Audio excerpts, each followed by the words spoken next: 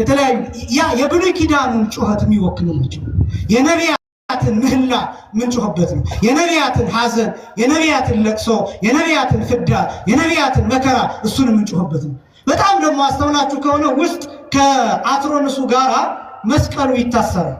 ግብረ ሕማማቱ የሚነበበው እዚያ ላይ ሆኖ ለምንድን ነው ከአትሮንሱ ጋራ መስቀሉ ታስሮ ግብረ ሕማማቱ የሚነበበው ቢባል ያን መስቀል አሁንም ነቢያት በሩቅ ያዩት ነበር እንጂ ይጠቀሙበት ግን አልነበረም።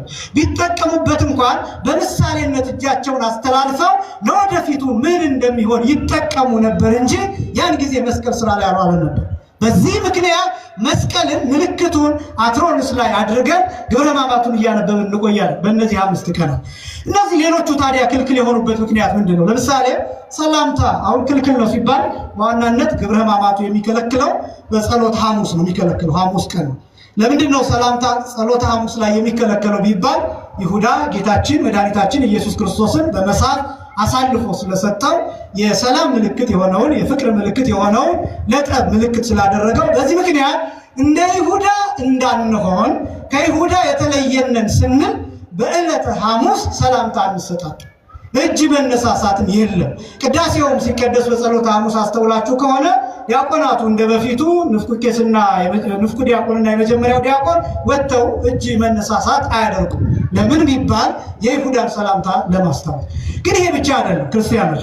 አሁን ብዙዎቻችን እንዲህ ስለተባለ በሰሙነ ሕማማት አንዳንዱ ሰው ሰላምታ መከልከሉ እንደ ምክንያት ያደረገውና የሚጠላውን ሰው ሁሉ ሲያይ ሰላም እንዳለልህ ሕማማት ነው እያለ ዘግቶት ያለ። አሁን ብዙዎቻችን የምንጠቀምበት የቂም መወጫ፣ የበቀል መወጫ እንደዛ የምናደርግበት ሰዎች አሉ። እንዲታሰብ ከይሁዳ የተለየ ሰላምታ፣ ሐሰተኛ ሰላምታ እንዳይኖራቸው፣ የተቀደሰ ሰላምታ እንዲኖራቸው፣ ከኤሳውና ከይሁዳ የተለየ ሰላምታ እንዲኖራቸው፣ የተቀደሰ የፍቅር አሳሳብ፣ የተቀደሰ የፍቅር ሰላምታ፣ የተቀደሰ የሰላም አሳሳብ እንዲኖር፣ ወንድማማችነት እንዲኖር፣ የተቀደሰ ህብረት፣ አንድነት እንዲኖር ያንን ለመስበክ እንጂ ሰዎች ሰላም እንዳይባባሉ አይደለም።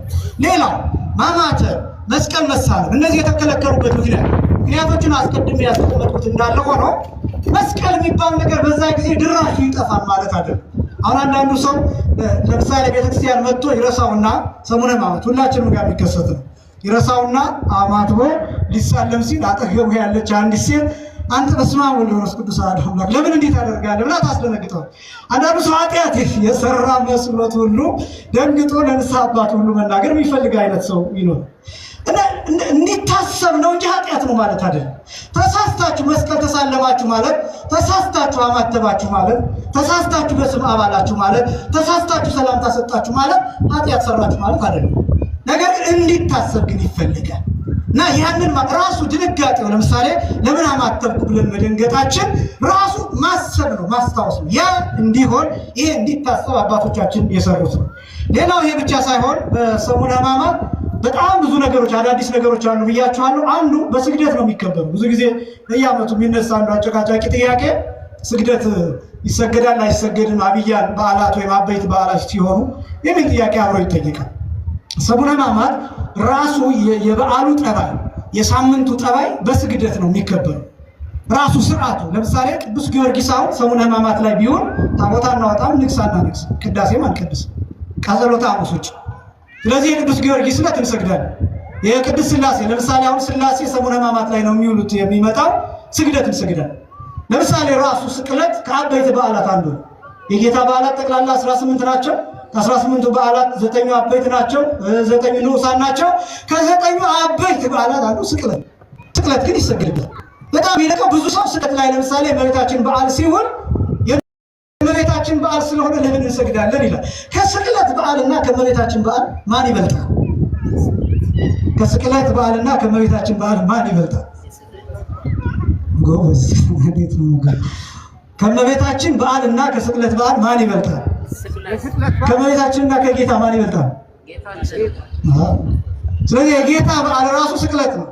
አብይ በዓል ሆኖ እየተሰገደበት ነው የሚከበረው። ራሱ በዓሉ በስግደት ነው እና ሰሙነ ሕማማት ላይ የሚውል የትኛውም በዓል የሚከበረው በስግደት ነው። የትኛውም በዓል ሰሙነ ሕማማት ላይ የሚውል። እንዲህ ከሆነማ እኮ እንዲህ ማለት አለብን ማለት ነው። ለምሳሌ ሥላሴ የሚመጣው እሑድ 5፣ ሰኞ 6፣ ማክሰኞ 7 ሥላሴ አይ የሥላሴ ዕለት አንሰግድም የምንል ከሆነ አለመስገድ ብቻ ሳይሆን ቅዳሴ መቀደስ አለብን። ንግስ ቢሆን ንግስ ማድረስ አለብን። ታቦት ማውጣት አለብን። አያችሁ እንደዚህ ማድረግ አለብን ማለት ነው። እና የበዓሉ ጠባይ ምንድነው ራሱ ይሄን መረዳት ያስፈልጋል። ይሄ ብቻም አይደለም፣ በዓሉ ይጾማል። የሚጾመው ደግሞ 13 ሰዓታት ነው። ቤተ ነገሥቱ የሚያዘው እንደሱ 13 ሰዓት እንዲጾም ያዘው። በጣም ብዙዎቻችን የምናደርገው ምንድነው? እቺ ቀላል ቅድም እንዳልኩት ሰላምታ እንከለከልና ጾማ ላይ ጭጭ እንላለን። ቤተ ነገሥቱ የሚለው አንድ ሰው መብላት ያለበት ወደ አፉ የሚያስገባው 3 ነገሮች ብቻ ነው። አንደኛ ቆሎ፣ ሁለተኛ ውሃ፣ ሶስተኛ ቂጣ። እነዚህ ደረቅ ቂጣ፣ እነዚህ ነገሮች ብቻ ነው መብላት የሚችሉ ነው። ያንኑ እስከ ይሰር ኮከብ ነው የሚለው እስከ ምሽት ድረስ ጾሞ እስከ ማታ 1 ሰዓት ድረስ ቆይቶ ማታ 1 ሰዓት ብቻ ይሄን መመገብ የሚችለው ነው። የሰሙነ ሕማማት በጣም ደግሞ ለየት የሚያደርጋቸው ጸሎቶቹ እጅግ 150 ዳዊት የሚዘለቅባቸው ጊዜያት የሚሰገደው ስግደት እኔ ብዙ ቦታ እናገረዋለሁ። ለምሳሌ በሚዲያ በጣም ሲዘዋወር አይታችሁት ይሆናል። 6666 የጌታ ግርፋት በሰሙነ ሕማማት ይታሰባል። ከሰኞ ጠዋት ጀምሮ እስከ ዓርብ ማታ ድረስ የሚሰገደው ስግደት ጠቅላላ 6666 ተቆጥሮ ተቀምሮ ተሰልቶ እኔ ያሰላሁትን ነው ነገራችሁ። 6666 ለምሳሌ ኪርያላይሶን እየተባለ ሲሰገድ በመሪ በኩል በተመሪ በኩል ወይም በመሪ በኩል በተቀባይ በኩል እነዚህ ይቆጠራሉ። ለካህን የሚባል ስግደት አለ። አቡነ ዘበሰማያት እየተደገመ የሚሰገደው ስግደት በዜማ እየተባለ የሚሰገደው ቁጥር አለ። ዝም ብሎ በዘፈቀደ እነዚህ ከጠዋት 1 ሰዓት ጀምሮ እስከ 9 ሰዓት ድረስ ያሉት የ1 ሰዓት የ3 ሰዓት የ6 ሰዓት የ9 ሰዓት ከዛ ደግሞ ከሰኞ ጀምሮ እስከ ዓርብ ድረስ ያሉት እነዚህ ተባስተው ከዛ በቁጥራቸው ተሰልቶ 6666 ይመጣል።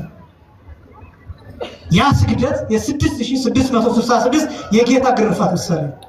ሕማማት የምንለው እነዚህ ሁሉ ስቃያት በስግደቱ የሚታሰቡ ናቸው። አንድ ክርስቲያን መሬት ላይ ወድቆ እስኪነሳ ድረስ ክርስቶስ መስቀል ተሸክሞ የወደቀው መውደቅ ያስብ ይካፈል ቸር ነውና ደግሞ ይህንን ይቆጥርልን። አምላካችን እግዚአብሔር ይህንን ይቁጠርልን።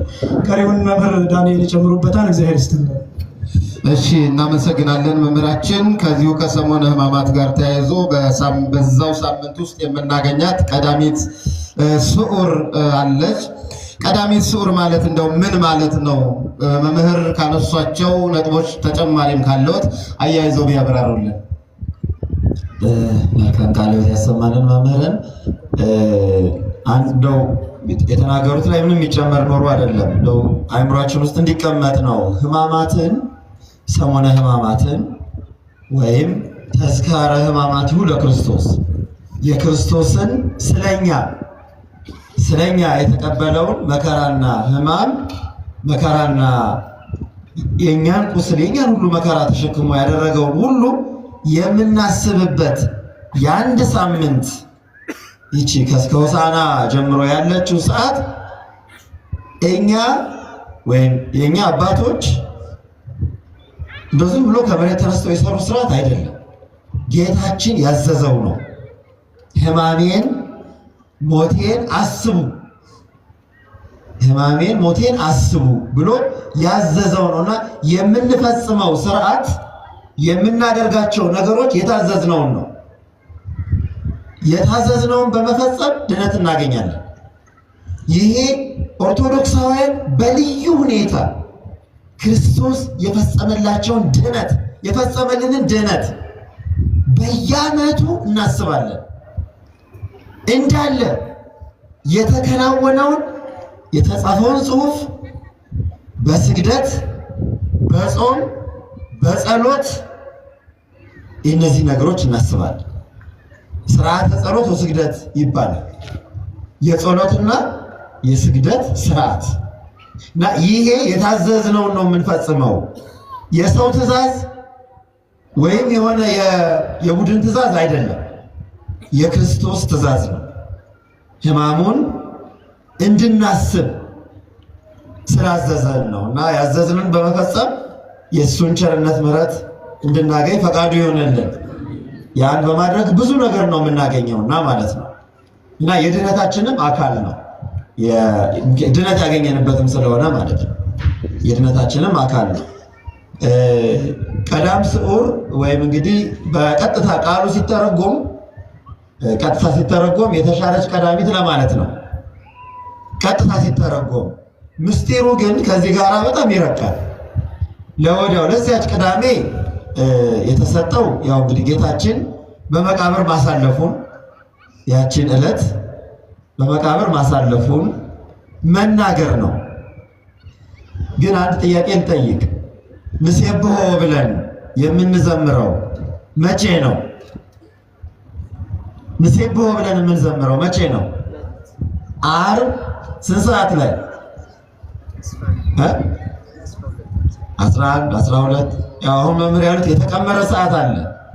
ሰዓቱን ራሱ አንዳንዴ አያችሁ እናፋልሳለን። ከራሳችን ችግር እኮ ነው።